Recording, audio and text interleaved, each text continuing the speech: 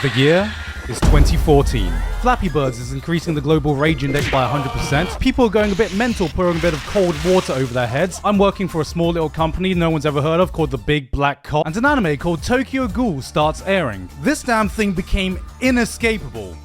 If you were on Tumblr, you'd see that goddamn edgy mask at every convention you'd go to, and the world was introduced to one of the most iconic anime openings of all time, Unravel. If Rene Circulation was the weeb smash hit song, this became our national anthem. Come on, don't lie. At one point, I know the beginning of this song was ingrained into your brain, and you wish you could match that raspy, scratchy ass vocal texture the singer has.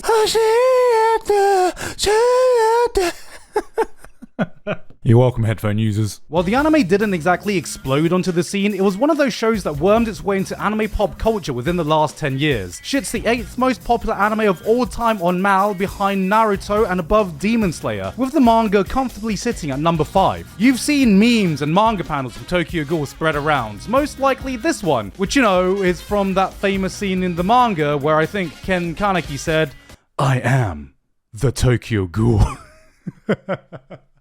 I think it goes on to more after that. And seeing all this unfold before my eyes, I always had one question.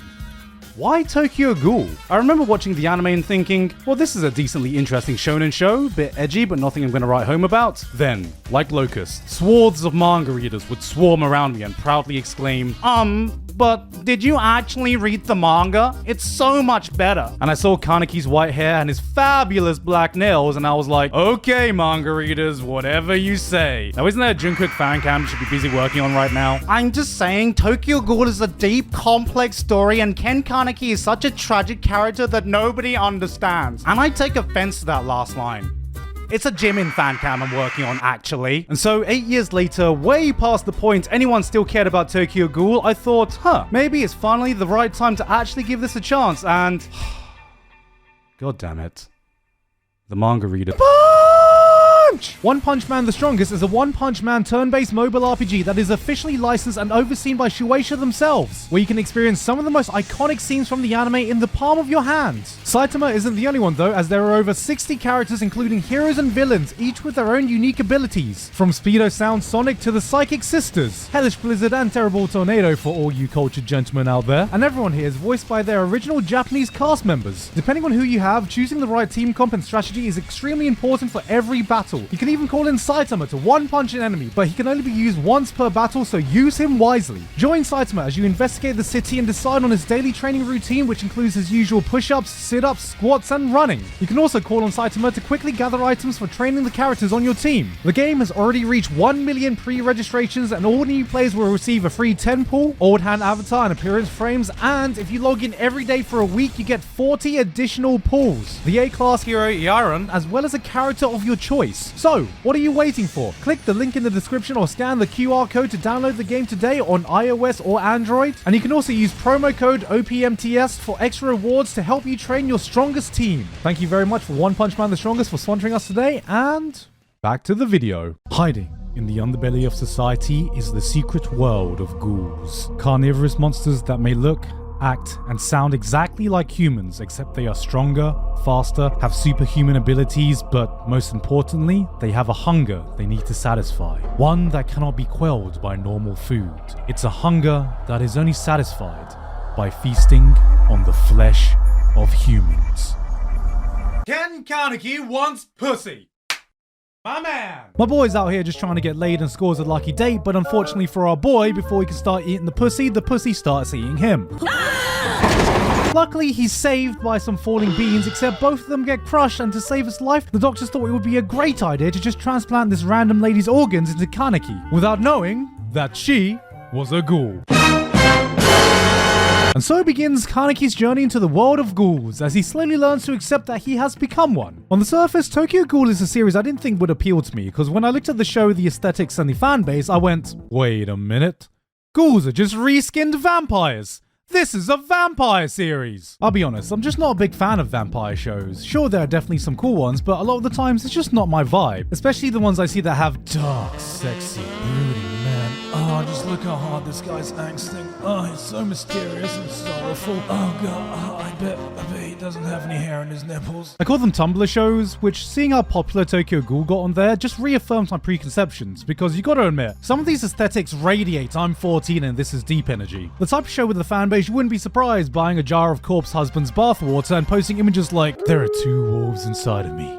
One wants to eat, the other wants to eat. Maybe I'm just fucking fat. And at the beginning it seemed like pretty much that. Ghouls eat humans, so ghouls equal bad. Kaneki good, because he's fighting against bad ghouls. But when I started to really see what the story was about was with the introduction of the CCG, or the organization that was created to hunt ghouls. We get introduced to this guy, and I mean just fucking look at him. I could put on a red spacesuit and run down the street shouting Among Us and I would still look less sus than this guy. He shouldn't be let near a playground, let alone a position of authority, so when we see him taking pleasure in murdering a young ghoul's mother, we kind of start to realize, wait, are we the baddies? Before you know it, different factions start forming on both the ghoul and human side of things, each with their own philosophies of the right course of action to take. Tokyo Ghoul crafts this world where the conflict just feels organic. Every single character has a reason they're part of this fight, a part of this war, and it always feels justified no matter how scummy a person they may be. Sometimes humans are the monsters, sometimes ghouls are the monsters, a lot of the times both are the monsters, and in between there are a select few just trying to find peace in all this chaos.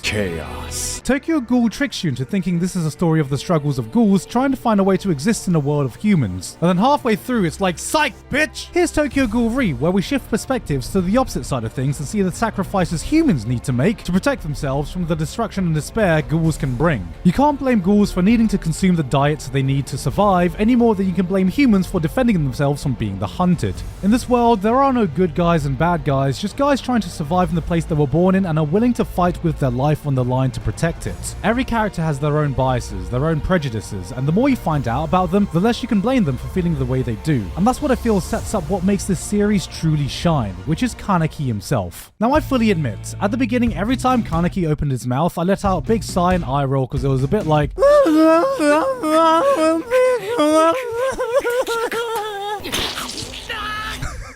But as the series progresses, you see that he's the perfect character to carry you through this story. He's someone who's born as a human that was turned into a ghoul and as such acts as the perfect middle ground between the two worlds. Here is someone who sees the twisted, unfair, broken world for what it is, and because of that he's in a constant internal battle with himself, unable to fully let go of his human side, but unable to fully accept his ghoul side. There are two wolves inside of him. Sorry, couldn't resist. The dynamic of Kaneki's internal struggle is to me what made this manga so compelling. Little by little, you get to see the transformation of this naive, young, whiny, annoying brat become a symbol of the two sides he represents. Tokyo Ghoul is Kaneki's story through and through, and seeing his journey and how it ties in thematically with the story being told, by the ending of Re, I could absolutely see why he became one of the most iconic characters in the world of manga. All this just because Ken Kaneki wants pussy. One thing that absolutely stands out is the art on display here. You can see Sui Ishida starting off a bit rough at the beginning, but as the series goes on, you can really see him coming to his own. Not only resulting in some legendary panels, but just becoming an absolute master at being able to portray a person's mental state. Kaneki's internal conflict wouldn't have hit nearly as hard if the manga wasn't able to so skillfully convey the raw mess of emotions people can go through. Dialogue bleeds in and out of speech bubbles, paneling loses all sense of structure, the page breaks down just as much as the characters do. When Ishida wants to show you a character's inner thoughts, you don't just see it, you feel it. One of my favorite moments is when they introduce the concept of each CCG officer having to write a will and testament before they go off on a dangerous operation, just in case. And we spend some time just seeing a few people's different approaches. Some send a final message to their family, some just detail who gets what assets. Then we zoom in on one fresh-faced guy who's having trouble writing his. He seems nervously enthusiastic about the operation that's about to take place, and so he ponders and eventually writes the message he wants to before we turn the page to see this. And you understand everything you need to know about what's going through this man's mind. This is why the manga is held in such high regard, but improperly handle this material and you can very much easily misconstrue what makes this manga stand out. So, you know what? Let's talk about Edge. No, not that one. Not that one either. There we go. I'm not gonna lie, one of the biggest things that put me off Tokyo Ghoul initially is that judging from the anime and the fan base that follows it, it just seems like it's trying a bit too hard to be edgy. I think this post I found sums it up perfectly. Why do people think Tokyo Ghoul is an edgy anime? I had to ask this after I saw Mother's Basement Tokyo Ghoul video, where he said Tokyo Ghoul was edgy and that he'd rather watch Akame ga Kill. This triggered flashbacks of how my friends would say only Tumblr, emos, or people who shop at Hot Topic like Tokyo Ghoul. I don't fall into any of these descriptions. But I do use Tumblr sometimes. I often find it hard to verbalize exactly what the difference is between a story that's dark and adult versus something that's edgy. What makes something like Berserk mature versus something like Akame ga Kill? Both are filled to the brim with violence, have messed up things happening throughout the story, and are full of crazy, larger-than-life characters. But at the end of the day, edginess is just a feeling that you get. Berserk has one of the most engrossing stories in the history of manga. There's depth to the characters, a reason for the madness, a message at the heart of the tale that can move the toughest of men. Whereas for shows like Akame ga Kill, Mirai Nikki, Elfen Lied, you get the feeling that they are trying to be violent and shocking for the sake of being violent and shocking. Watching these give me the same feeling as seeing a teenager trying to seem way cooler than they actually are, but where that boundary lies can differ from person to person, and the line between mature and edgy is something that can be paper thin. Tokyo Ghoul is a series that lives on this line. It was born there. My boy Kaneki set up camp up there and is navigating it like a goddamn trapeze artist walking down to the tune of Evanescence Bring Me Back to Life. But through his style of storytelling, Ishida manages to keep his manga ever feeling like it's gone full edge. You know, for the longest time, I saw this panel of Kaneki saying, "I am tragedy," being passed around on the internet, and I was like, oh, cut my life into pizza and give me a plastic fork because this edge is slicing me up. You know, I can't deny, with this aesthetic and style, out of context, this line of dialogue seems to fit perfectly. But it was only after reading the manga did I find out that this is a bloody parody edit. Kaneki doesn't say anything like this in the series, but it shows that all it takes is changing a few words, a few lines of dialogue for Tokyo Ghoul to fall right down there into the depths of Edgeville. I felt that Ishida managed to avoid this when I was reading the manga, but in the anime, that definitely wasn't the case. And to properly portray my point, I gotta talk about one of the big early turning points in the manga, so if you haven't seen up to the ending of season 1 in the anime, then I'll be doing a spoilery timestamp on YouTube so you can skip ahead. Early on, Kaneki gets kidnapped by a powerful ghoul named Jason who would put him through a living hell. At the time, Kaneki still very much viewed himself as a human, unable to accept his ghoul side, and it would be this that completely breaks him. For 10 long, grueling days, Jason put Kaneki through some of the most unimaginably horrific torture nobody should have to experience. Body parts were cut off. A centipede was allowed to run rampant inside of Kaneki's ear. His fingers and toes were cut off so many times that his nails turned black from the constant regeneration of his limbs. And over time, his hair slowly turned from black to white from the sheer stress and trauma of the event. First, just a strand, then a patch, then by the end, every single strand was white. His mind was pushed to the breaking point, and then kept going far beyond that. And at the end of it all, with nothing left to cling on to, no hope left, he turned to this absolutely grotesque panel as you see Kaneki cannibalizing himself, eyeballs popping out, fingers clawing his face off as he finally accepts that he is a ghoul. Seeing this panel for the first time, I got such a guttural reaction of a mix of so many different emotions, and it was such a powerful, raw way to show Kaneki completely breaking down and accepting his ghoul side. Now, how did the anime do this? Well, he has a nice friendly chat with Rise before having a little cheeky bite of her, and then for some reason his hair instantaneously turns white, and before he remembers to wipe the Nando sauce off his mouth, we get this.